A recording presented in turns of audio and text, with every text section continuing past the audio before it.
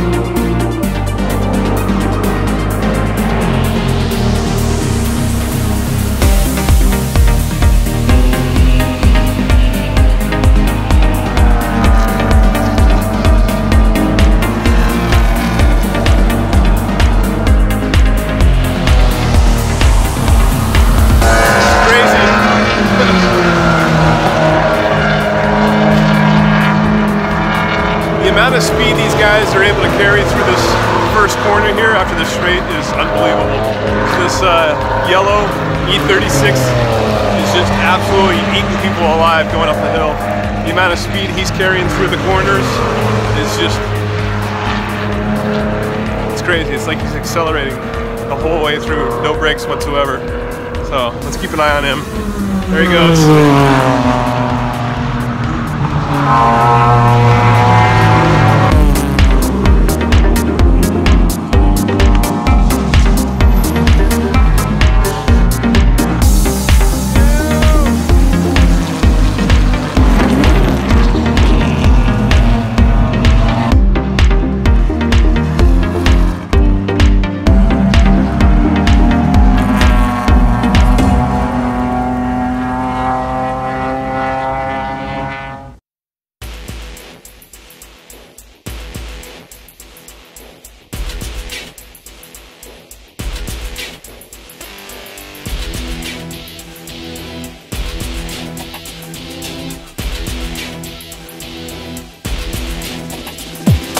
So Johan, I'm Zach.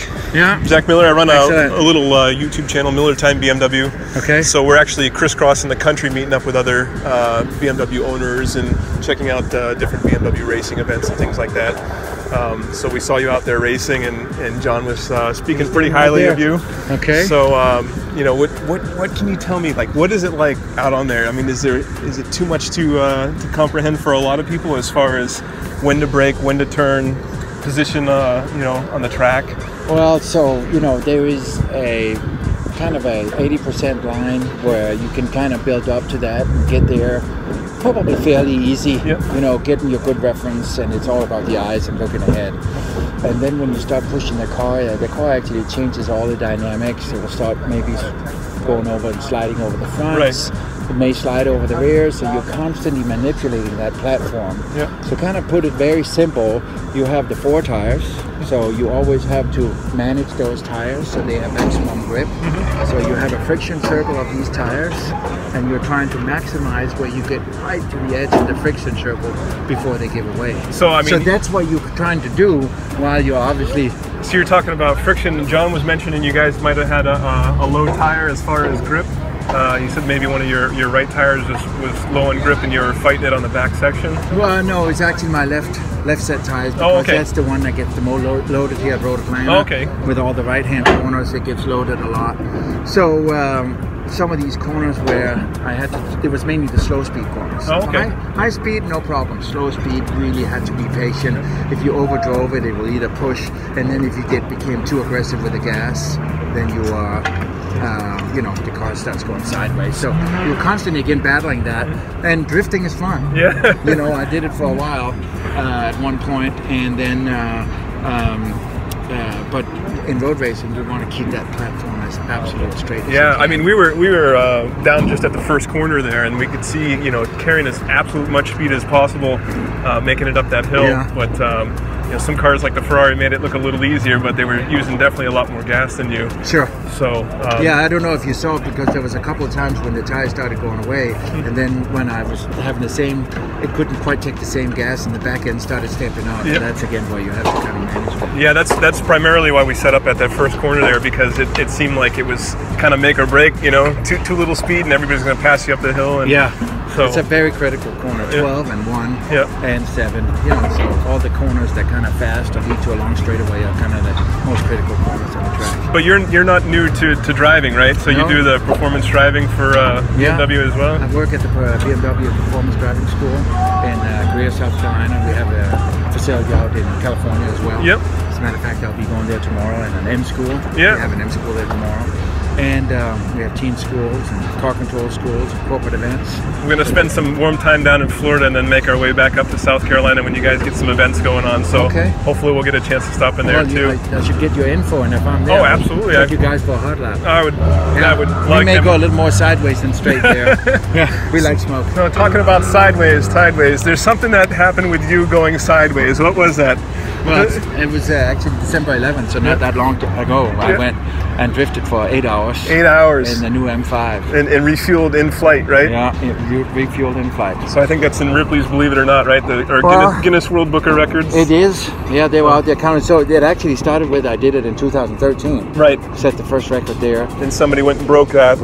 Which was good. Yeah. You know, records are meant to be broken, right? So I don't know if this one's going to be broken. Probably stay for a little while, but I hope somebody will, because I don't mind trying to go out again and getting challenged with it.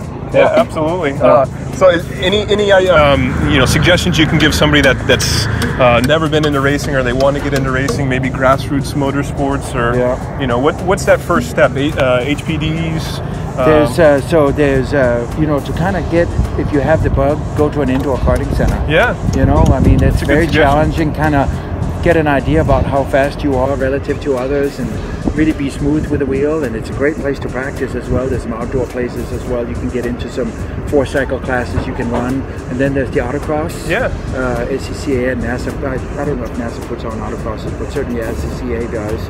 And then HPD, you know, where you go out and you have like 4 or 5 sessions in a day, 15-20 minutes. You take your street car out, start off with the instructor in the right seat, and kind of, you know, see if it's for you. Yeah, and you know, as it progresses, the more, you know, the more expensive it gets every time, right? Because then you start getting different suspension on there, maybe soup up the engine, which I wouldn't recommend. Go suspension, brakes kind of things first, the one, you know, and then last do the engine. And the most critical part of the car is actually the driver. Yeah, no, it's amazing how much the driver can make a difference. If somebody can go out with a 99 M3, you know, and be competitive, you know, it's obviously I'm BMW focused. I like the brand quite a bit, but I mean, you're competing against V8 Corvettes, you know, so how does a car handle against something like that? You know, I mean, we were a little bit down on power, but you know, AutoTechnic, the team out of Connecticut that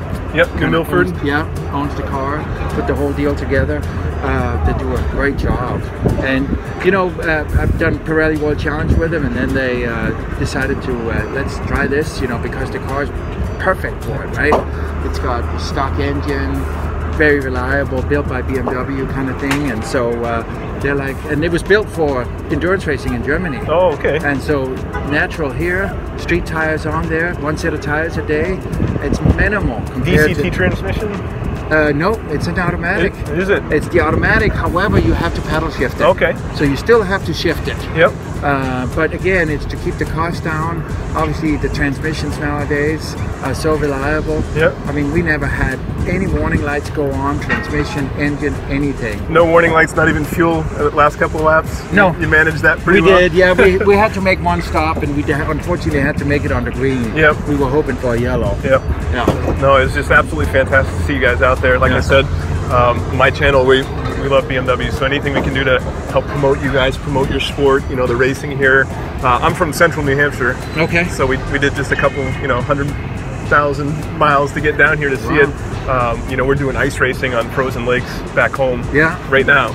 And then you can come down here. I was living in New England and actually did it with a group out of Maine. Yeah. Yep. No, we on brackish water. Talk about hairy.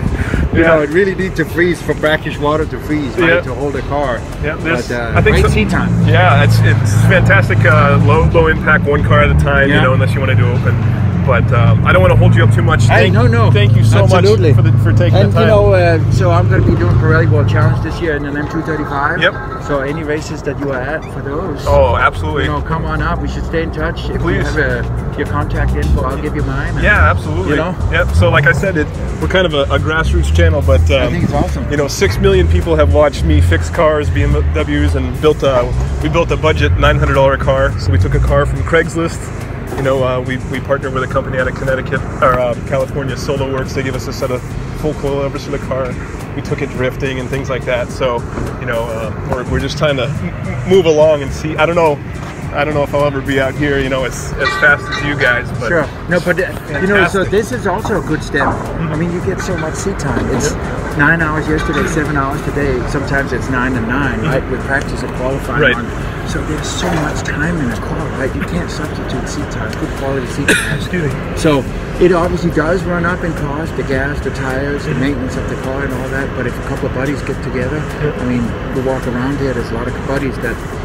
Well, I mean, we were just saying, you got the Ferrari, you got the Ferrari out there, you got some awesome BMWs, and then you got Honda CRX, you know, a 1980s Honda, and it's just fantastic. So that Honda right there is the Grassroots, right? Yep. And then you have the AutoTechnic that really makes it convenient for people to come and just arrive and drive. I'm very fortunate to be driving those, and there was 2 other drivers in a car that I'm kind of coaching at the same time. Yeah. So compare data when we're out there. Again, same platform. Now there's not this car and this car. We compare it's the same car, overlay data, speed, GPS, brake pressure, and all that. That car has all those sensors, and so it's phenomenal. Yeah, and the like you said, overlap and compare data is we take the this for ease. It's the fastest lap, for example, for me, and the fastest lap of the other drivers, and really see where it is that they can pick up speed. And sometimes it may just be 1 or 2 corners. Right. Maybe they're charging too hard, you know, and or maybe they're braking too early or too late. I mean, there's a lot of things that can happen. People try to make time up, going too fast into the corner. Right, and you end up losing more. And then you over-slow and the push and the understeer. Remember the friction circle? Yep. You're way past it, you know? It's fantastic. Like I said, you know, if nothing, it was fantastic to get a chance to watch you out there, because we were biting our nails, you know, as you're going around. Can you catch 99? Can you catch 99? Oh, man. And then we caught him, and I radioed in that he's slowing down, and I guess he broke that right there at the you could hear some noise coming, you know, so maybe we were thinking maybe he didn't do the bearing recall. And maybe he didn't, but I can guarantee you that team know what they're doing. Yeah, oh, absolutely. So they have that thing buttoned up. No, I know. We were just joking that, you know, you blew the motor after the checkered flag. So, but what can you do? Johan, thank you very much. You're welcome. I appreciate it, and maybe we'll get a chance to see you up in Spartanburg. Yeah, so. You know, and if you need somebody to test your car, absolutely. And then you know, if you want to come to a Pirelli, so we go Coda first, then VIR. Yep. We go to Portland. We go to Lime Rock. So that's close to you. Yeah. And what's the other one? Oh, I can't remember. Yeah, we're literally going to sit down, map out all the spots for the races, and then just kind of plan our trip from there. So because you know, you're welcome to come in and follow us as a team. That'd be fantastic. Work with the engineers and see what the guys are doing and changes, and you know what we decide that we're going to do to make the car faster on the track. Absolutely. I can't thank you enough. Thank you again, Johan. Hey, thank you. Take care. Thanks.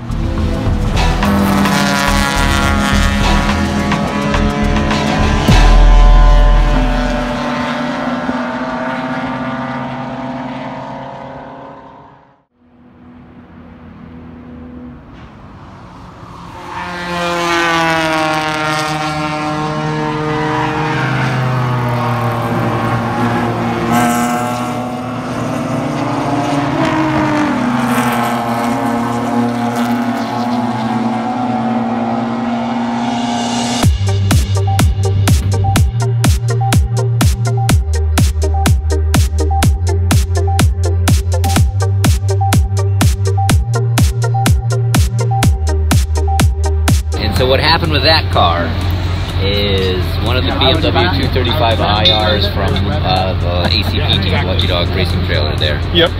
He put 2 wheels on the painted curbing coming out of 5 on the first lap, which was so damp out. Yep. Lit up the wheels, snapped the car sideways. He hit the wall, bounced off the wall, back onto the track. He came to a stop. I went by on the left. You know, and so my BMW driver was a few cars behind me in the next class down. He's coming up. He decides he's going to go to the right when the guy that hit the wall decides, I'm going to try to drive off the track to get out of people's way. Oh. He starts driving forward, he, with his nose, hits my driver who's trying to pass him on the right. My driver kind of does a jog to the right to avoid him, but can't. The car directly behind my guy doesn't really see what's happening, and when my guy ducks to the right, now all of a sudden he's right in front of the car and he T-bones the car. So now we've got 3 cars, and so my guy, he got hit on the left side, hit the wall on the right side, spun him around, and then he hit the, you know, rubbed against the wall on the left side.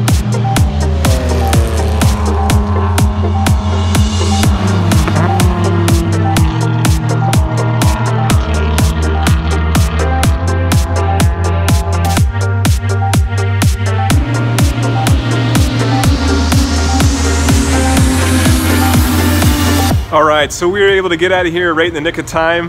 The rain's really starting to come down here.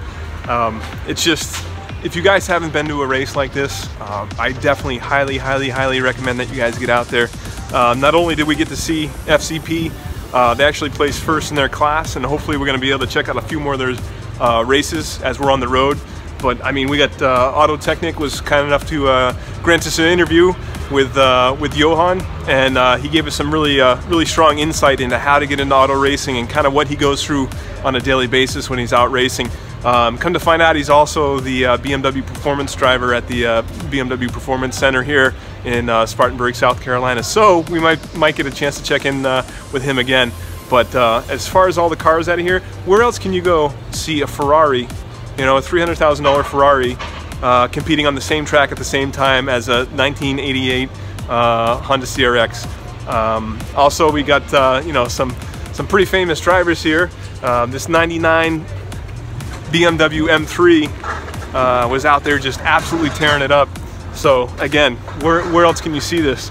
But for now, all the teams are packing up and leaving. Road Atlanta, you were very kind to us, we appreciate it, and we're on to the next one. So again, if you guys haven't done so already, click subscribe below, leave a comment, let us know what you think about the series so far, and give us some suggestions and comments as to where we should go next. But for now, we're gonna go get some food, get out of the rain. So see you guys next time.